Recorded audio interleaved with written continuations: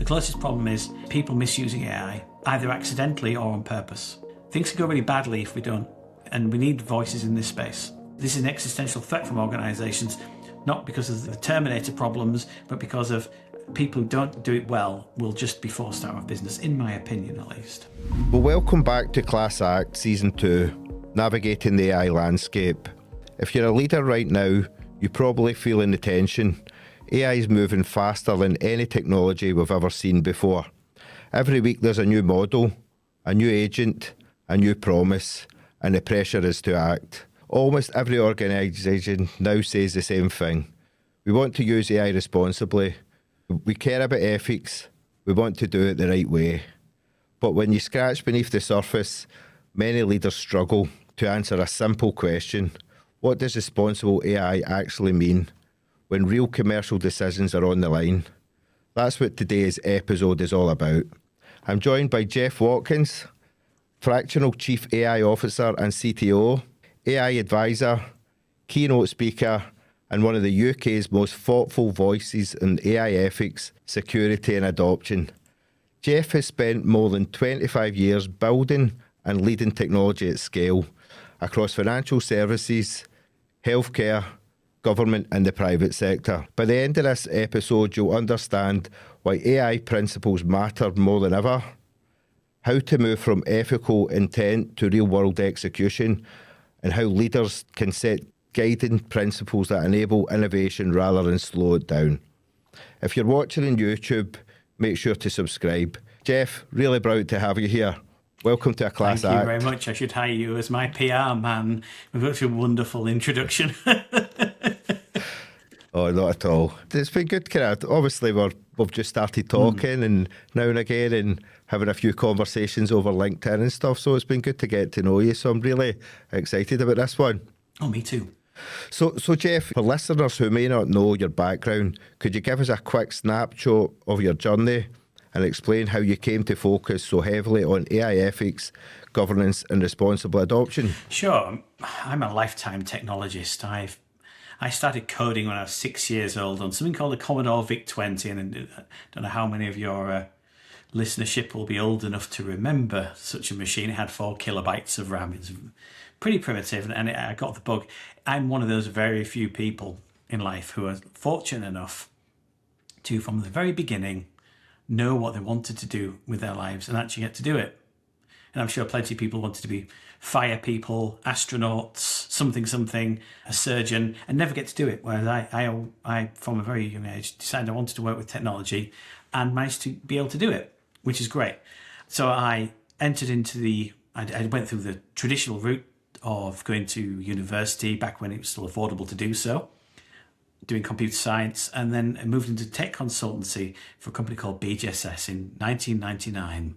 And BGSS was only 23 people then and grew to be several thousand people and recently sold to CGI. I moved between different consultancies, becoming chief for technology and then chief product and technology officer and then chief technology officer, different places. But the biggest thing I think is and the answer to sort of the second part of the question is why I've come to focus so heavily on things like ethics and governance and responsible adoption is I've been through the dot-com bubble bursting and the boom. I've seen the shift into the cloud. But along the way, so I'm a technologist, so I cared about the technology, and that's really all I cared about for the first decade plus of my career. And then I realised how much of an effect technology has on people's lives as the more it gets adopted. And that can't be ignored anymore, because back when it was just, my first things were writing banking interchange systems that shipped money between banks. They didn't really affect end users or people that much. But now when you see the high street's completely changed, banking, bank branches have all but closed down. How we interact and how we build relationships has completely fundamentally changed. I remember maybe 10 years ago, 15 years ago, if you said you met somebody online, you were a bit weird. That's a weird thing to do. Now something like 90% of people meet online. So technology and the web and mobile apps have fundamentally changed our lives. And AI, or at least this wave of AI, because AI has been going for a very long time, since the 1950s, this could be, and the reason this, unlike something maybe like the blockchain, which everybody is banging on about for a few years, this is a cultural zeitgeist. This is, people now have AI on their phone, have it on their TV, have it on their fridge and on their kettle. It's just a big cultural change.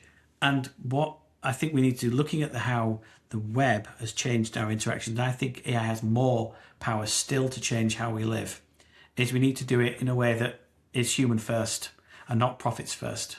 And it needs to support and enhance the human condition for the many, not for the few. So that's why we need to think about how we ethically implement it. So the first thing, when you think about the threats of AI harms, most people, so I do a lot of stuff on AI safety and been doing courses with Blue Dot Impact, which are great if you ever get a chance to do one of their courses. And one of them is the existential threat, the Terminator story.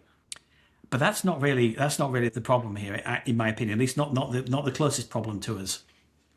The closest problem is people misusing AI, either accidentally or on purpose, and especially larger technology organizations.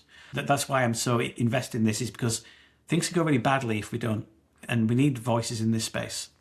No, we certainly do, 100%. And I think even from my point of view, like working in the kind of data, kind of talent market in AI as well, just over the past, I would even say the past month or two, I'm just starting to hear the more like AI ethics, guardrails, safety, governance. It's starting to come into all conversations. So it's definitely an interesting time. But you have lived through multiple technology waves. What would you say it is about this moment in AI that makes principles and ethics feel less like a nice to have and more like a kind of leadership imperative? So, as I said, I think it's the biggest cultural zeitgeist since the web. But importantly, I left a little bit of narrative out there, is if you look at the industrial revolutions, they're getting closer together. And this, we're arguing now, the argument is now we're in another industrial revolution. And the other one only started in the mid-90s, whereas previous ones lasted, 100 plus years. So this is compressing time, and it's compressing adoption. And because everybody will be at some point forced to adopt AI in some ways, form or another, or face extinction, it's important that they do it well.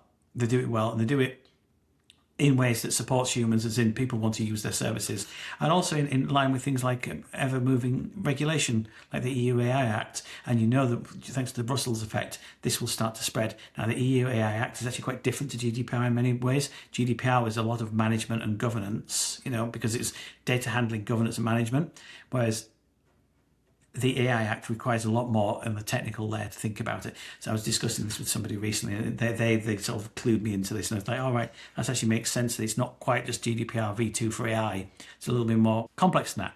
So if you don't have a good handle on this and you can't adopt it responsibly and ethically, it's probably worse than not adopting it at all, and you might be left unfortunately consigned to the scrap heap of organizational history. So I think this is an existential threat from organizations, not because of the Terminator problems, but because of people who don't do it well will just be forced out of business, in my opinion, at least.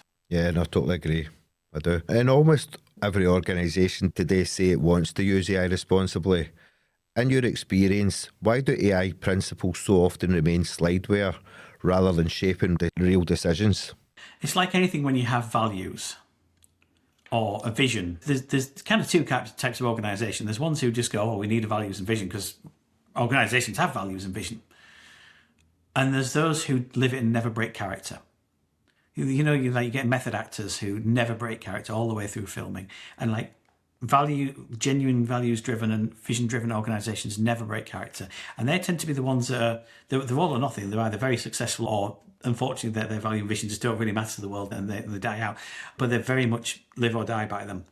So, unfortunately, principles are the same kind of thing. They can be seen as words, and words are very cheap. Nowadays you can put words out there, and trade-offs but the problem is trade-offs in organisations are expensive. So if they're not properly adopted, then they have no teeth. They're written as aspirations, but not constraints. We'd like it to be fair and equitable, but then you don't say about in any ways like how you're going to do that. How are you going to make those decisions reality? So if nothing is actually a constraint, then nothing changes. Nothing ever changes. You can't expect it to change. And also, quite often, is if there's nobody owning AI and accountable for, and not only for what AI does, but also how it's implemented. So if it's just some principles on a page, it's nobody's job. They'll be like, well, it doesn't really apply to me. I'll just do what I want. And quite often that then means that incentives fight against them. So if you've got people incentivized, people are measured like Goodhart's law, they're measured against certain things. If those incentives outweigh the benefits of these principles, then they'll all just get left in the dust. And this is the same with other elements of sort of non-revenue generating things like cybersecurity. If the incentive structure is wrong, this is how financial crashes happen. Because if the incentive structures are wrong, people will act to meet those numbers, and then bad things will happen. So I think the difference, right? Principles fail when they're treated as values alone, and they work when they're actually treated as requirements.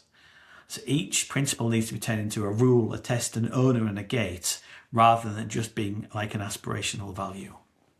Yeah, no, I love that. Totally agree as well. I've worked in businesses and had my own business, and you know how cheap it can be when you have these vision days and value days, but if you're not really living them and practicing them and moving them forward, it can be a waste of time. And it's a different level now. So when leaders come to you asking for help defining AI principles, what's usually driving the conversations? Is it regulation, risk, reputation? This is what we found when we first started working. When I was at CreateFuture, I'm now doing my own independent AI consultancy, which I'll probably shout that out at some point.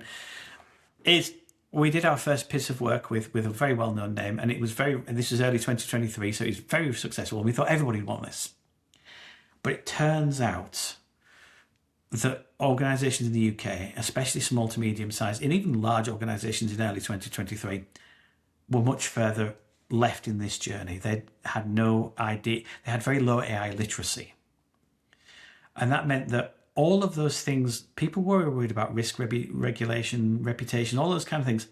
But there's a big fear of missing out. But a lot of it is fear driven because they don't understand, and they wanted to feel like they wanted legitimacy.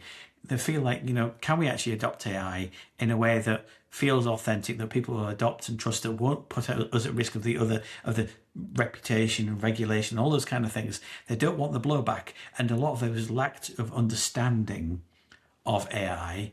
So very low levels of literacy that you need those to feed into, I think, to start having real serious conversations about AI principles and AI policies and adoption. So there's a lot of moving parts there, and the main thing is just because they don't understand that it's like saying, let's engage in a particular board game or something like that, but you've never seen that board game, you don't know the rules, so you could just go, sure, but I don't know what I'm doing. But once you know the rules and the engagement, you may not be the best strategist in it, you may not be the ultimate expert in it, but at least you know the rules, at least you know the game, you know the board. And that's really important, because organisations aren't just about ethics theatre. They want to know, right, how do we capture the upside of AI? Because all the boards want this, but without losing control of the important things that matter to them, the trust, the reputation and stuff like that. It's very interesting. You sometimes wonder, like, some of the organisations that have actually got someone actually owning it in-house, like it's their full-time job. I've spoke to probably quite a lot of people lately where they've touched on it and they've maybe done it as part of another 10 jobs. So I think it's getting to a stage now where it's going to get much more real. I was actually, from running my recruitment point of view, I was actually thinking, do I actually look at hiring somebody now who specialises just in this subject alone? But because I think it's going to get much bigger. Sure. 100%. Yeah. And you've talked about helping organisations move from AI hype to secure production grade delivery. How do strong guiding principles actually enable better outcomes rather than slowing teams down? So one of the things I think that slows teams down. So nowadays, coding, and thanks to actually partly to AI tooling as well, but also things like to do cloud native platforms and SaaS platforms and low-code platforms, building software is actually not that hard. The code itself.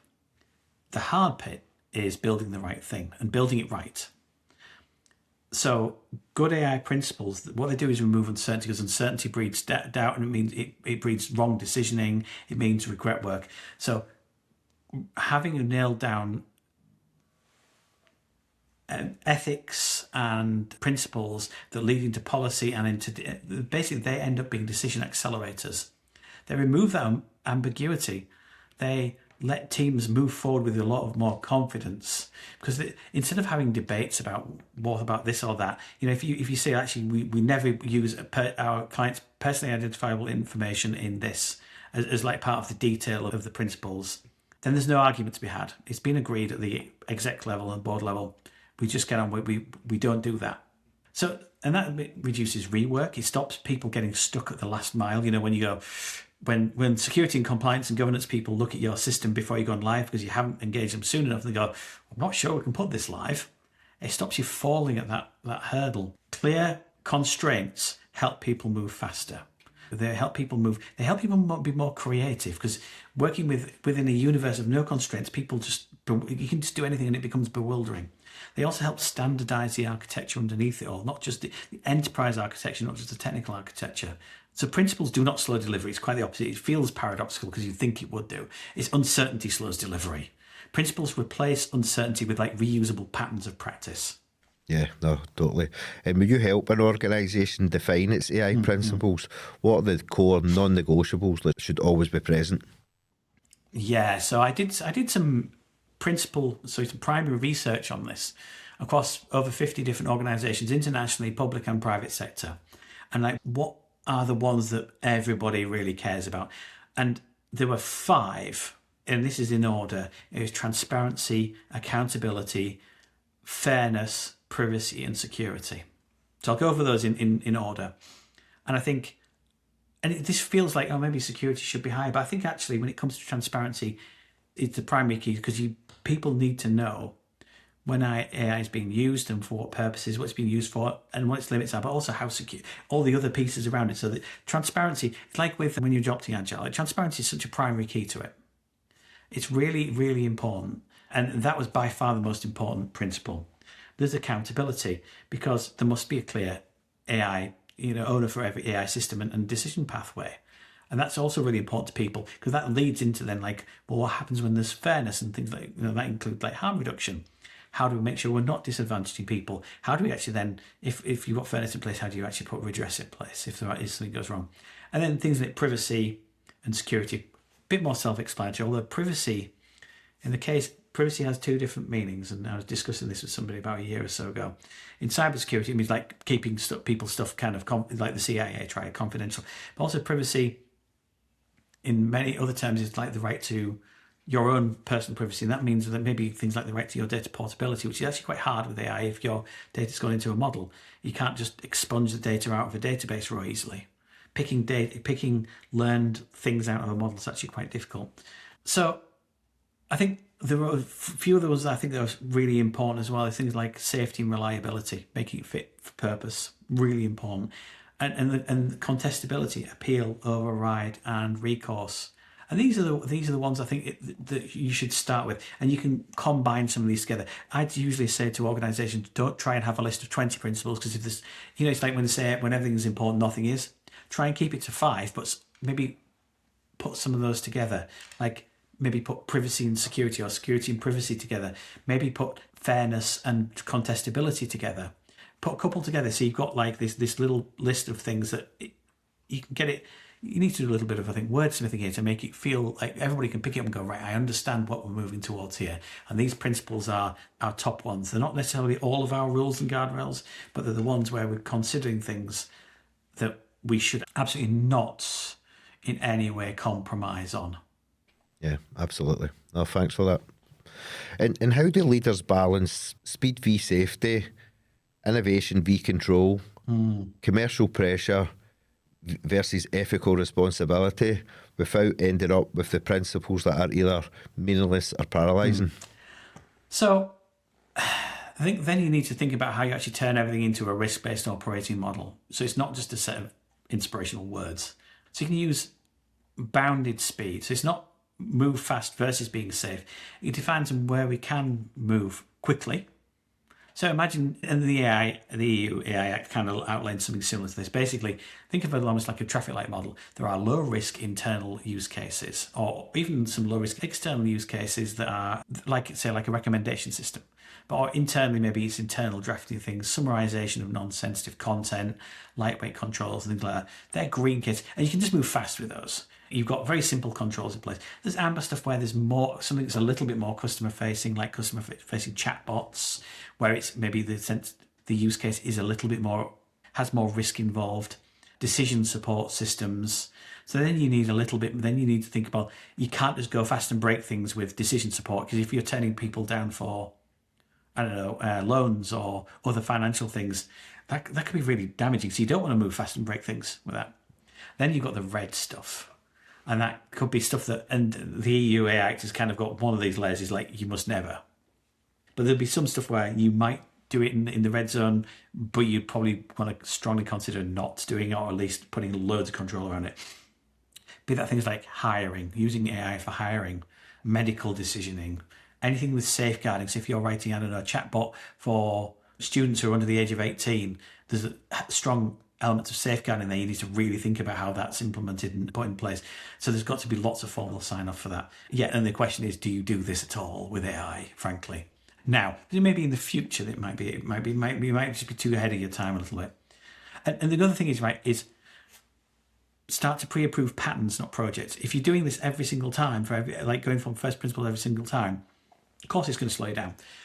But once you've got the patterns, the primitives of the building blocks of things, like here's the things we can do, here's the types of things we can do. If you're going to take use case A and use case B is very similar to use case A, there's no extra risk and you've already passed use case A and it's already effectively in production, use case B should be simple for you. You shouldn't have to go through the whole rigmarole again.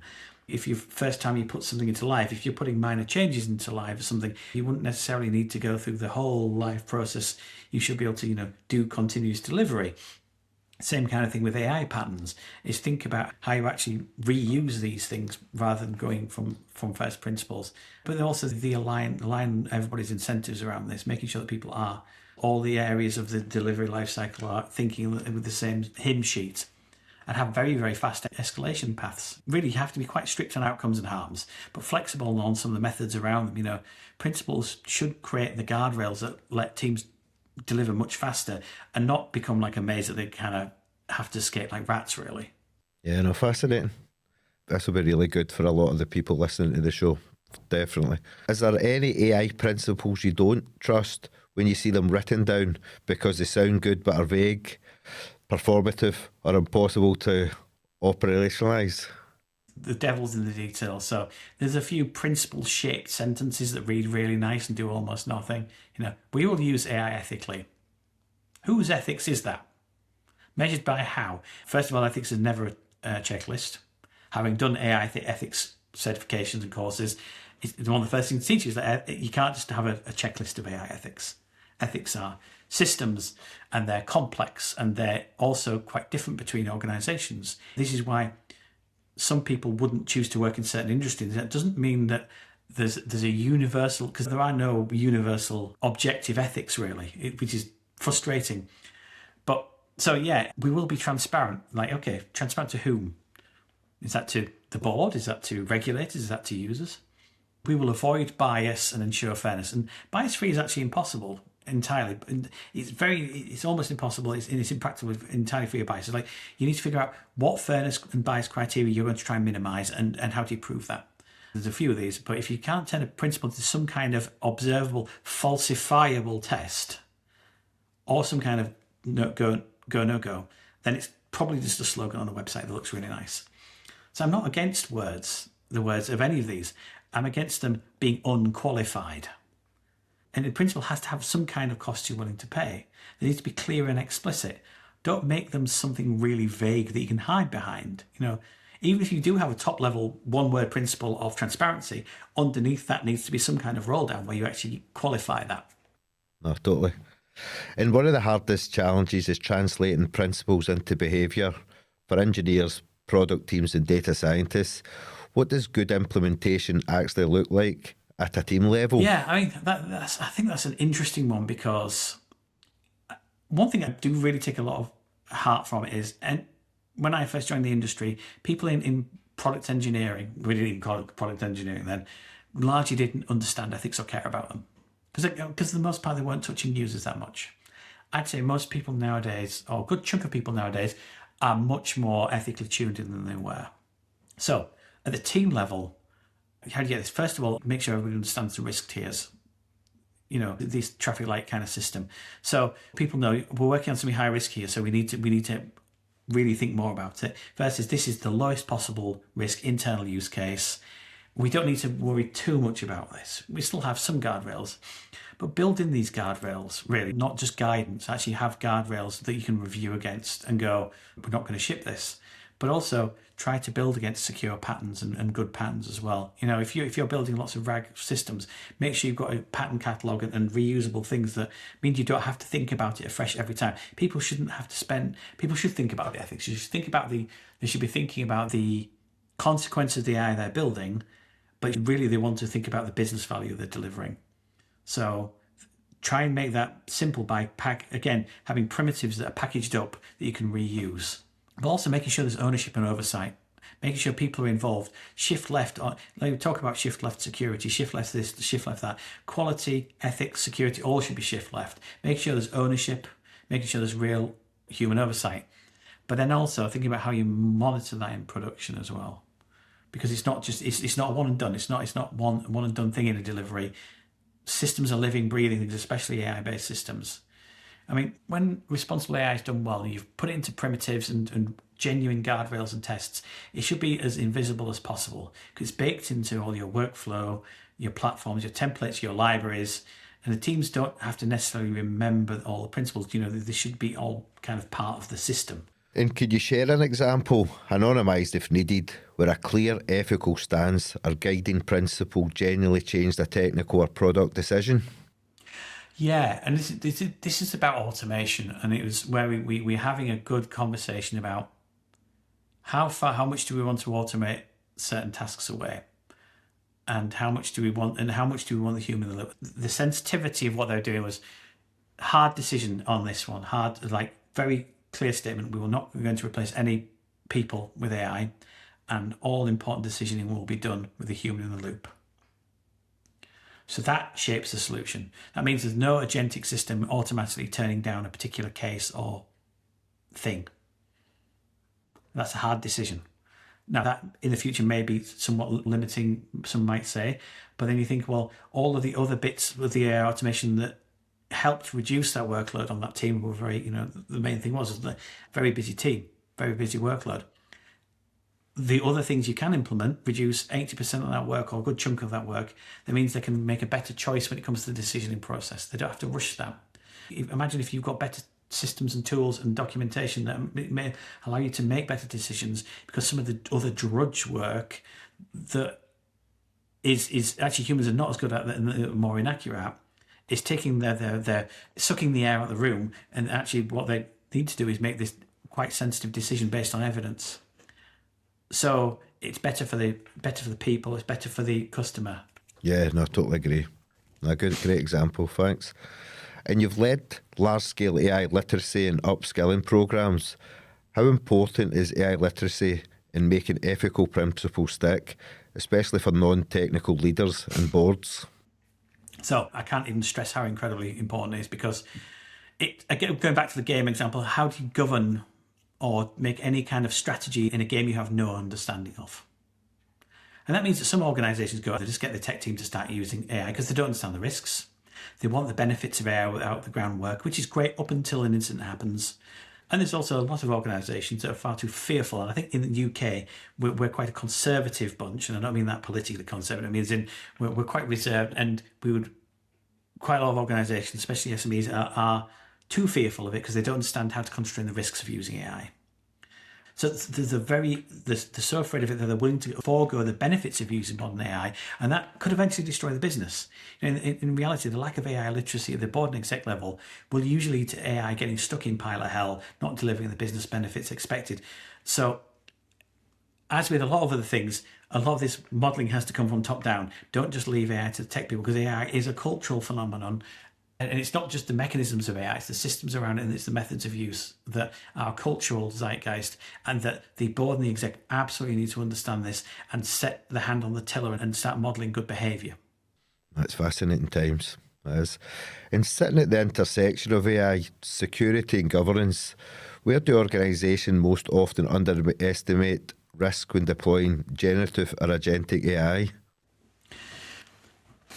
Oh, this is a big question. Just because so I was recently doing a talk at a large security group, and I was worried that because it was a talk on AI security, specifically LLM security, and I was worried that I'd be roundly whipped out of the room because I was telling them, everything they already knew. And I asked the people in the room, about 200 people, how many people had a good handle on LLM security, and not a single hand went up. So security concerns are not well understood even by security professionals in this field, frankly. So wider organizations, even less so. Now, then we start talking about agentic AI. Once AI breaks out the chat window, the threats kind of multiply. They have access to file systems, APIs, databases, payment services, all kinds of things that are quite worrying, And the attacks against these systems are novel and sometimes not very intuitive. And sometimes it's not even just attacks, it's just stuff going wrong. Because it's not just agents anymore. It won't just be agents soon. It'll be flocks of agents. It'll be collaborative groups of agents. It'll be effectively organizations of agents who will act in emergent ways, not even necessarily because of attack, just like that, attack in emergent ways. So people need to understand how to threat model this quite urgently, I'd say, before you start playing with it too hard and really doing some very big damage to your organization or potentially putting your business.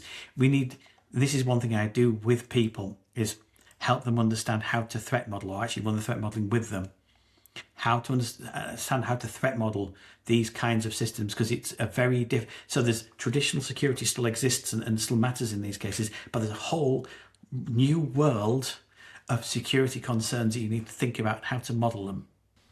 I know you get worried even listening to you talking like that, and I'm not even kind of running a large scale enterprise. We could spend hours just on this topic. There's a lot to it. But it would make it far too long an episode. Oh, maybe another one. I'm looking forward to sharing this. It's just when you're talking, you realise how important it is. Because accountability is a huge issue. When an AI system causes harm or unintended consequences, who actually owns that decision in practice? Oh, this is a philosophical question as much as it is a technical question. Yeah. Under our current laws and understanding of what AI is and isn't, it can't be the AI. Let's be really clear. There's a really good book called Robot Rules by Jacob Turner, and it talks about there's not a set of laws for horses.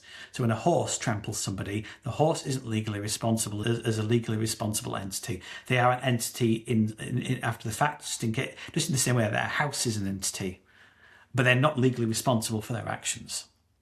So the risk is not having an accountability structure inside your organization, because the organization will be then found responsible, and that will find its way up to the CEO or something like that.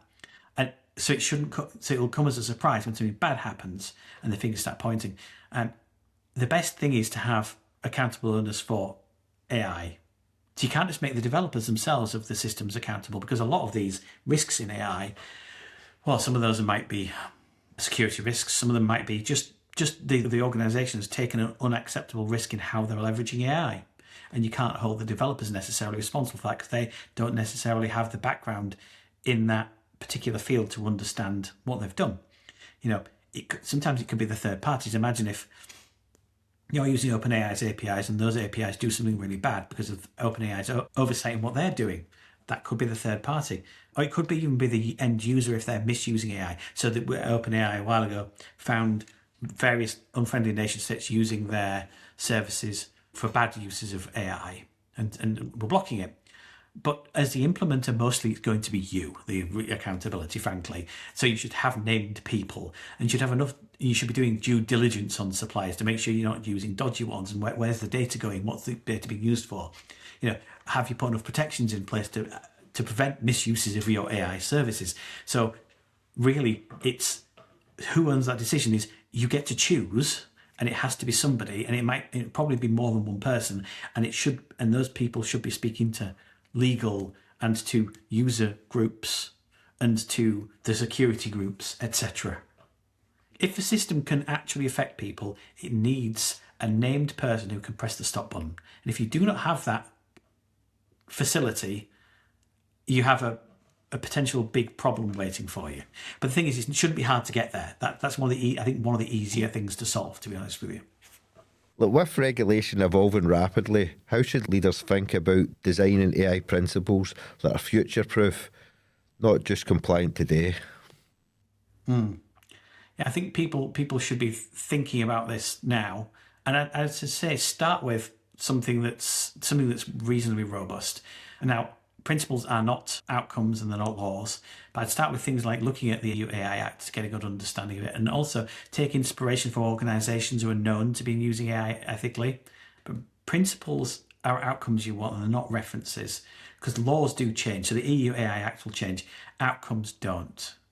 So people being able to contest out decisions survives any micro changes in legislation. And you should anchor all of these to risk and not technologies. If I have anything, in all of this conversation, technology is the last thing you're talking about.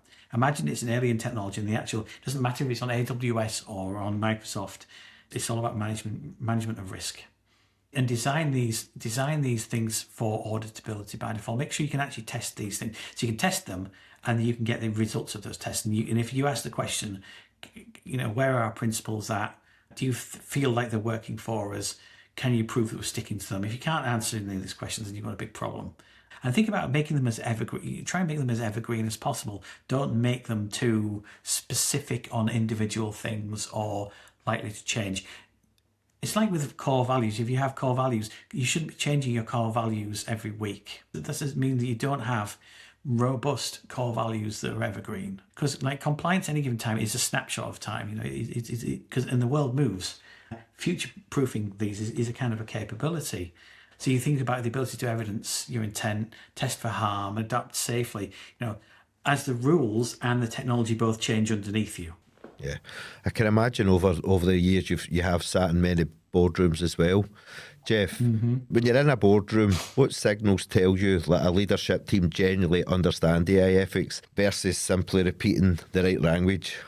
I think there's a few things. First of all, that they know about the named accountability that exists. That they understand the accountability challenges. They're asking for direct evidence. They understand enough about it to ask for direct evidence of things. They can name what the yeses and the nos are when it comes to goes and no goes. And they say, no, we don't. We definitely don't do that. If they can emphatically answer those things, they probably have a reasonable grasp of them. And they're talking concrete scenarios and not abstractions. They think about, here's exactly what could go wrong in our business context, and what we detect and how we shut it down. So really, there's a few things that when people talk in concrete terms, it probably means they've got a good handle on it. There's performative stuff. If you say, oh, we're fully committed to something.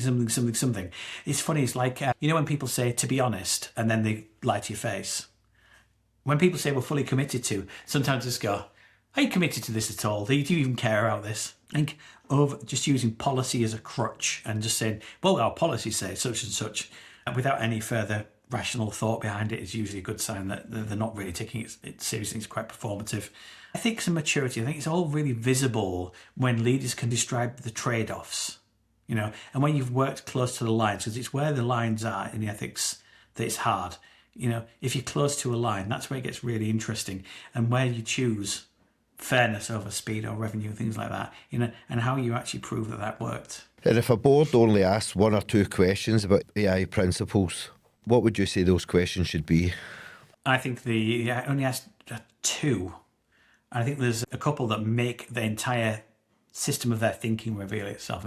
It's like, first of all, it's where are our red lines? And who has the authority to stop in the case of us hitting a red line? If they can't answer specifically on that, it's just a bit performative. And then the second one is, people always quote W.E. Deming saying, in God we trust, all others must bring evidence or data. And Deming never said that, which is amusing because it's based on evidence and data. But same in this, in God we trust, all others, when it comes to ethics, must bring evidence. How do we evidence compliance with our principles in real operations? If they can't answer that, then it's theatre. If I could squeeze in a third one, it's like, you tell me what's the most likely way AI could harm your customers or your staff or your business in our context. And if they have no idea, then they haven't thought about it enough. I need to get top of it quick. Yeah, really do. They do. We're coming close to the end here. So for a leader listening who knows they should define AI principles but hasn't started yet, what is the first practical step they should take in the next 30 days? Well, I'd get them to contact me and hire my Yeah, services. of I think that would be a course. good start. But think about what would I suggest? Like, is do a focused AI reality check. Doing some workshops, tend to one page plan on a page, effectively. And really, what are your things? Well, you first of all, you need somebody who's accountable. You need some kind of accountable sponsor. Yeah. You need to also know what the heck's going on already, because over 85% of organizations have got people in them using generative AI for day-to-day work. Only 40% have got actual licenses, which says the great AI gap is massive. So you need to understand what is actually happening in your organization. And I cannot stress that enough, and it's like a bring out your dead. It's an amnesty. If you've been doing it, you're not going to get shot within reason. Just, you need to tell us. We need to find out what is going on. And there'll be fragmentation, there'll be cost savings all over the place. Pick some use cases that you need to think about. Yeah. And then think about ideating that. What are the trade-offs and the risks, and what data is involved, who's affected, how much is going to cost, and then start, how do we build out these principles? Which ones do you have to, like with values, you have to battle test them a little bit. Which of these ones are we interested in? And take your top 5 principle statements in really plain English, no jargon, or whatever your native language is, really plain. And what are the non-negotiable rules behind them? And who are the accountable people owns them? And then also, like, what's your risk tiering model for stuff as well? Because you'll know in your own organization what's low and high risk. So don't start with some fancy manifesto and words, really. Start with like your real use cases, the red lines, the owners, and publish a V0.1 paper that sets you in motion. Oh, great advice. Great advice. And finally, if you could leave leaders with one mindset shift about AI ethics, something that would genuinely change how they approach AI decisions, what would it be? Stop treating AI ethics as we do this to be nice, to make, maybe it makes us look good as a B Corp or something like that, and start treating it as like critical system safety. AI ethics isn't some hand wavy statement of intent. It's risk engineering for human impact of your users, your staff, and the world. Frankly, when people start thinking of it as safety critical and absolutely critical to the business, rather than just being, this is nice things that we put on our webpage, they start thinking about more in security terms, like what could go wrong and how will we know when it goes wrong. They'll start to funding this, or the actual testing, the monitoring, things like that, and incident response. We have really strict red lines and things like that. If it matters enough to you to actually use AI and automate it, it should matter enough for you to make it safety critical system in that particular safety critical tier. Even the green tier needs to be secure. You don't get, people always say, we don't need a Rolls-Royce solution. Yeah, you can build a car that doesn't have a nice walnut dash and everything, but you can't build cars nowadays without seatbelts. It's not legal. So cut your cloth to your risk level, but always make sure even the green light scenarios still need basic levels of security and safety and ethics behind them. I've genuinely learned a lot here myself. It's a subject I don't know loads about, so I've done more listening today, so it's been really, really interesting for me. So I know the people who listen to the podcast will get a lot from this as well. Definitely, really good. Hey Jeff, just before we go, can you just let people listening or watching know where to find you and how they can get in touch with you? Sure, okay. So you can find me on LinkedIn. I'm Jeff Watkins. For those listening, you won't know what I look like, but hopefully you'll see the thumbnail. I'm just opening now, so by the time this podcast goes out, it'll probably be fully launched, a small business called NorthStar Intelligence, and that is AI consultancy. That's what I'll be doing most of my time. Fractional pieces, it doesn't necessarily need to be huge statements of work. I'll be working with a number of different industries on AI strategy, AI ethics, AI policy, governance, and also the technical elements of it. I've just finished my AI master's degree, which is really fun. So the technical elements as well. You can also find me on the Compromising Positions podcast, which I run with my partner, Leanne Potter. If you're searching for that podcast, it's on all your normal podcast platforms. Search for Compromising Positions podcast, not Compromising Positions, especially not on a work laptop, unless you want to have the security team asking you some awkward questions, and reach out to me, listen to the podcast, follow my business when it launches on LinkedIn, and just have a conversation. I look forward to it. Brilliant, Jeff. I'm looking forward to continuing these conversations with you and seeing where you can take your business as well. Hugely successful. Okay, well, thanks very much. And thank you. And I'll speak to you soon. Cheers, Thanks, Jeff. Bye-bye. Thanks for listening to A Class Act. If you've enjoyed the episode, make sure to follow the show so you never miss a conversation. And if you're building a data team or making a key leadership hire, reach out to us at NBN Solution using the link in the show notes.